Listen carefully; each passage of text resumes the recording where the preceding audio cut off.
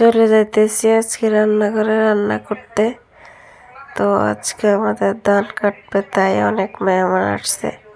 তো আমি কি কি রান্না করি, কিভাবে রান্না করি দেখতে থাকেন। আসসালামু আলাইকুম এভরিওয়ান, সবাই কেমন আছেন? তো আজকে আসলে আমাদের ধান কাটার জন্য মেহমান আসছে, আব্বু আনছে আর কি। তো আমার ছোট বোনের বাদ রাখতেছে আর কি, বলে মেহমান 6 জন আনছে বাজার থেকে আমাদের ধান কাটার জন্য। তো কি কি রান্না করতেছি দেখেন, কত বড় হাঁড়িতে ভাত রান্না করছি।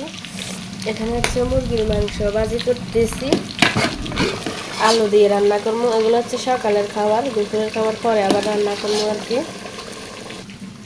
এখানে বেগুন দিয়ে শুটকি দিয়ে রান্না করবো, আগের আলু ছিল রান্না করা, আমি দিয়ে দিচ্ছি এগুলোর সাথে। আর এখানে মশারির ডাল রান্না করছি পাতলা করে, দেখেন এক ডেক, কত বড় ডেকচিতে এক ডেক রান্না করছি, মানুষ বেশি তো তাই। আর এখানে চিন দিয়ে আলু দিয়ে মাছ ভাঙিয়ে রান্না করছি, কত সুন্দর হয়েছে কালার দেখেন। তো এখানে হচ্ছে গরুর মাংস রান্না করছিলাম কালকের, এগুলো আছে।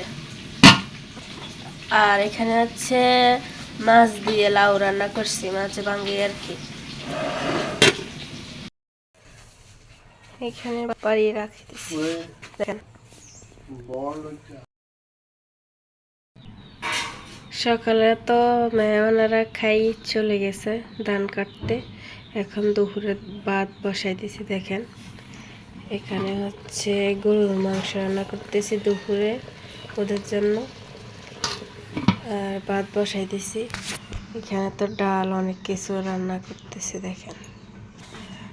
মাটির চুলায় রান্না করতে কার কার ভালো লাগে অবশ্যই কিন্তু জানাতে বলবেন না। উড়ান গাড়া লিখতেছে দেখেন, দান আসছে তো তাই দান আনবে। উড়ান গাড়া লিপলে অনেক সুন্দর লাগে, তাই না?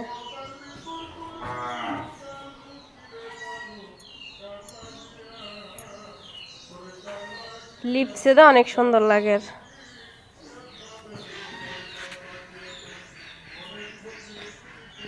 রান্না বান্না শেষে দেখতেছি আম্মা একটা মুরগি জবাই করছে, দেশি মুরগি। তো এটা আমি ছুলতে বসে গেছি দেখেন, মুরগিটা কত সুন্দর লাগতেছে, তাই না?